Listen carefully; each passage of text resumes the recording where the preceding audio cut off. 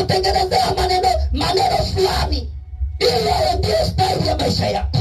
Unajua mshirikina ama mchawi haji mbele yako kwamba wewe ninakuloga mkono wako hautafanya kazi, ama ninachukua biashara yako, ama ninaharibu usichana wako, ama ninaharibu kazi yako. Haji anakaa mahali kwenye madhabahu fulani, eza ni njia panda au kwenye mti mkubwa.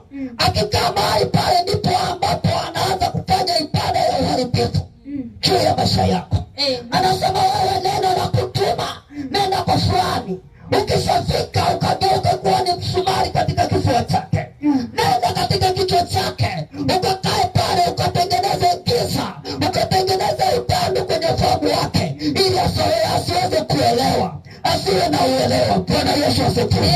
Haleluya, haleluya. Kwa hiyo neno la Mungu linatufundisha kwa habari ya namna ya kurudisha fahamu zetu zilizofanya nini, zilizokamatwa na shetani. Bwana Yesu asifiwe. Haleluya. Haijalishi wamezungumza maneno ya namna gani, haijalishi wametuongelea kwa namna gani kwa habari ya kuharibu maisha yako, yupo Yesu mtenda miujiza kwenye madhabahu yenye majibu.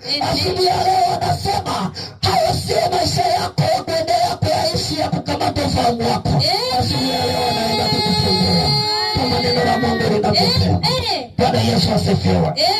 Ukisoma Yoeli 2:25 inasema, nami nitawarudishia hiyo miaka iliyoliwa na nzige na parare na madumadu na tunutu, jeshi langu kubwa lililotumwa katikati yenu. Bwana Yesu asifiwe. Haleluya.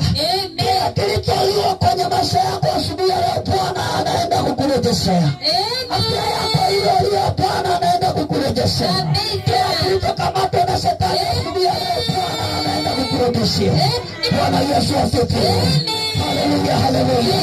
Asubuhi ya leo Bwana yupo kazini ili ya kurudisha ufahamu wetu, ili ya kurudisha kilichokamatwa, ili ya kurudisha kile kilichotekwa.